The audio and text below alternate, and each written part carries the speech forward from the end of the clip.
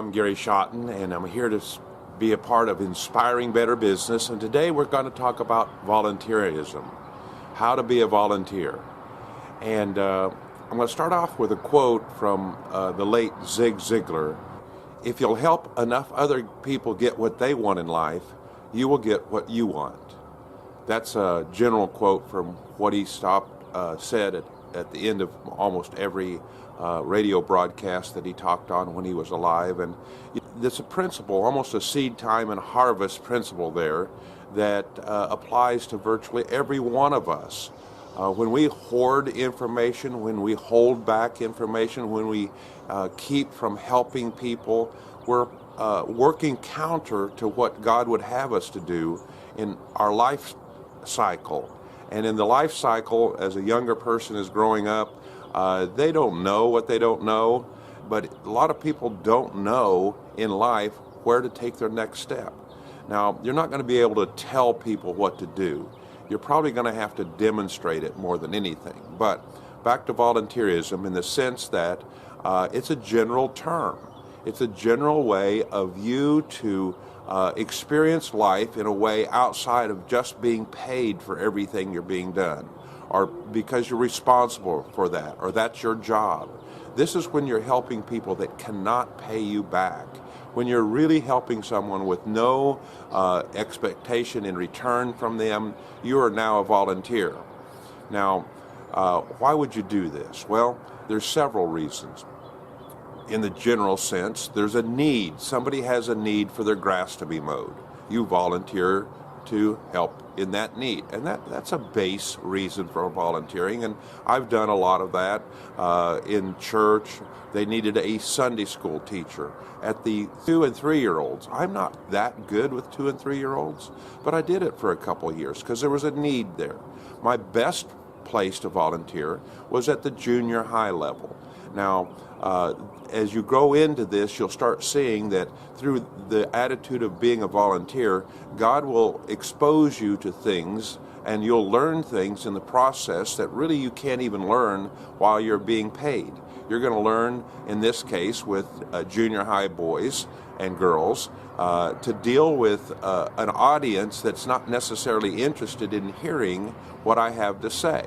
They may be there for a lot of different reasons. So I had to come up with creative ways to be sure that they're tuned in to me and that they're tuned in and listening and truly helping them understand the next step in life. There happens to be an organization here in our, it's really international all around the world, but strong in the United States, called Junior Achievement. And there's a great example. My time is limited. I have many things to do, but even next week I'm volunteering with 3 or 4 other men to go to a part of town that's not that blessed, not that economically prosperous, and we're going to teach from their material the basics of entrepreneurship. Well, I've done that before. I've done at least 10 classes before in the previous years. It's been a while, but I'm going to go there and talk about entrepreneurship. Wow, that's right up my alley. That's where I should be. So that's kind of point number 2. The point number 1 is that there's always going to be need around you, and you need to step in and help in that need. Somebody has a flat tire on the side of the road, and you can tell they're in trouble. I had a situation where somebody was clearly out of gas.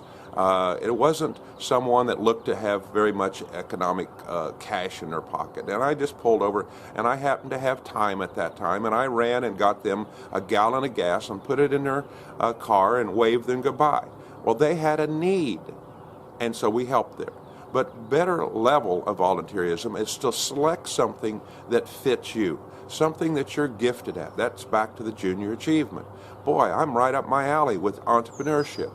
And also, I've learned how to speak, talk to audiences by doing that. Through junior achievement, just a little bit, but through years and years of teaching Sunday school or church class for the junior high level. They're not there just excited about your being there. Some of them are half asleep. Some of them are forced to be there. And so it caused me to develop some skills to speak that are way better than just speaking occasionally to an audience of adults. You see, there's a lot of people want to speak in front of adults, but they haven't actually qualified themselves because they haven't spoken to enough people. And you can talk in front of the mirror all you want, but when you're in front of an audience, that's when you're going to get the experience. Well, there's where in front of a large number of junior high kids, I got the experience. I was 5 years working with what we called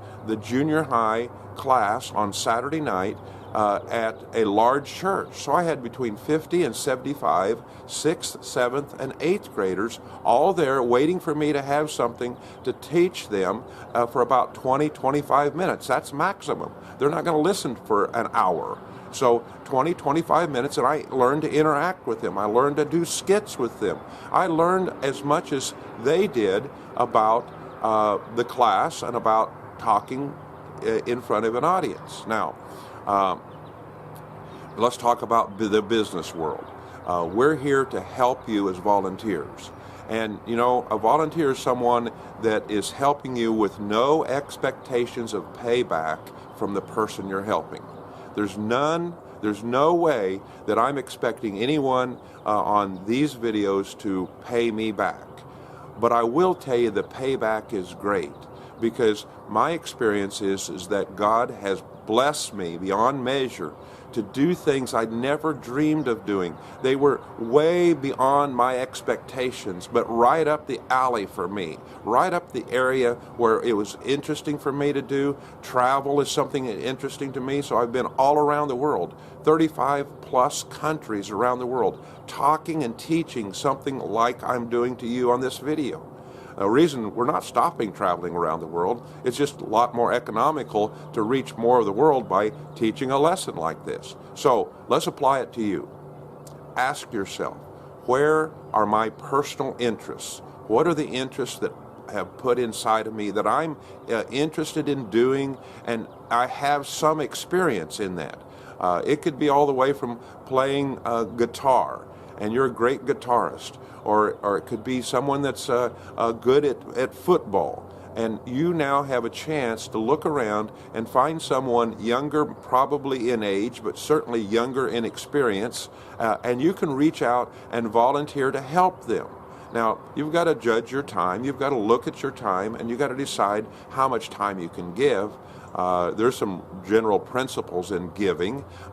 In our household budget, as financially, it's suggested, and I have been for many years, 10% of my household budget, my household living, not my company, but my household.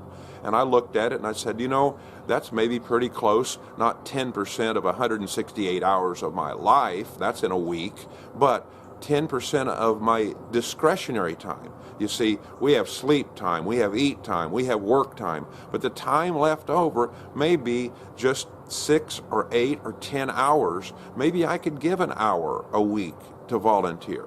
Wow, that's a pretty good chunk of time. You could be doing something else, but I believe that you will benefit from that in a way that that hour will be made up many times over with just the wisdom you're going to get and with God's help.